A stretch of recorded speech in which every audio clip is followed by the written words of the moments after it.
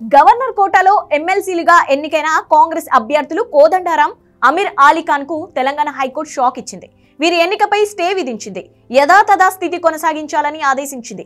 Governor కోటాలో గతంలో BRS ప్రభుత్వం దాసోజు శ్రవణ్, సత్యనారాయణ పేర్లను ప్రతిపాదించింది.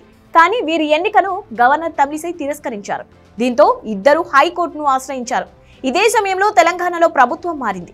దీంతో ఇప్పుడు గవర్నర్ కోటాలో అభ్యర్థుల్ని భర్తీ చేసే అవకాశం అధికార కాంగ్రెస్ కు దక్కింది. ఈ లెక్కన కోదండరాం, అమీర్ అలీ ఖాన్ పేర్లను కాంగ్రెస్ ప్రతిపాదించింది. వీరి నియామకం విషయంలో కొంతకాలం వేచి చూసిన గవర్నర్ తమిళిసై ఆ తర్వాత ఇద్దరిని ఎమ్మెల్సీలుగా నియమిస్తూ ఆదేశాలు జారీ చేశారు. వీరి ఎన్నికను సవాల్ చేస్తూ దాసోజు శ్రవణ్, సత్యనారాయణ మరోసారి హైకోర్టును ఆశ్రయించారు. కోదండరాం, అమీర్ అలీ ఖాన్ ఎన్నికను నిలిపివేయాలని కోరారు. గతంలో తాము వేసిన పిటిషన్పై తీర్పు వెలువడే వరకు వారి ఎన్నిక నిర్వహించకూడదని కోరారు.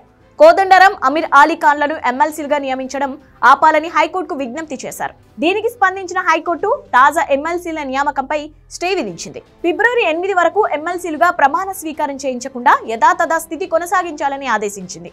తదుపరి ఆదేశాలు వచ్చేంత వరకు ప్రమాణ స్వీకారం చేయించవద్దని కోర్టు సూచించింది. దీంతో గవర్నర్ ఆమోదించినప్పటికీ కోదండరాం, అమీర్ అలీ ఖాన్లకు షాక్ తగిలినట్టయింది. కోర్టు తీర్పు అనుకూలంగా వెలువడే వరకు ఇద్దరు ఎమ్మెల్సీలుగా ప్రమాణ స్వీకారం చేయడం కుదరదు. మరోవైపు తీర్పు తమకి అనుకూలంగా ఉంటుందని దాసోజు శ్రవణ్, సత్యనారాయణ ఆశిస్తున్నారు.